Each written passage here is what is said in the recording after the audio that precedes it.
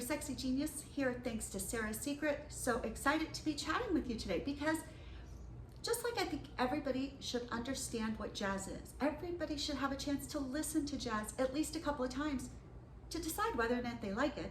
I think the same thing is true for BDSM. I think until you have an idea of what it is, you can't say, oh, I like that or I don't like that. All right. So give me a minute. Let me just tell you, why do I think BDSM is to jazz, or is to sex like jazz is to music? All right, well, first thing, if you go to a symphony, you walk into a symphony, you sit down, the orchestra, the conductor picks up things, the orchestra starts playing. They are going to play the same piece. Their goal is to, in fact, play the same piece that they're supposed to, exactly how they did yesterday or 200 years ago. Their goal is to absolutely not deviate from the book. The conductor is there to keep everybody in line. Jazz, not so much. Jazz, there is a band, right? They are the ones in charge because they have the instruments. And mind you, they have a plan, they have an outline for the day. They know what music they're gonna try and play. But the fact is that jazz, if the audience starts leaving, they're gonna start changing what they're doing.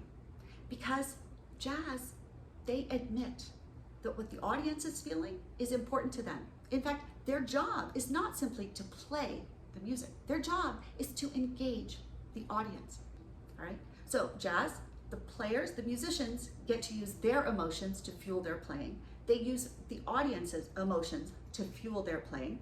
And while they start with a base of what they're going to do, they will go improv from that.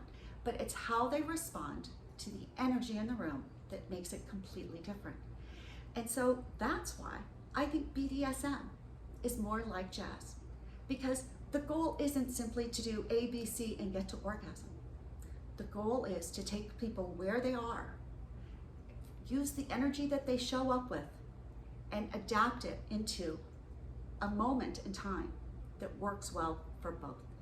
Okay? If one isn't engaged, it doesn't matter how adept, how professional, how skilled the other person is. If they're not both there at the time, it's not considered a success.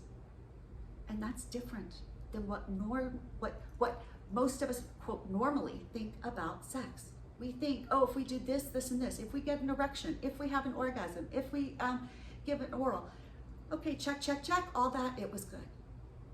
But we forget that it's so dependent on how it's received and what the other person is yearning for, what they need in the moment.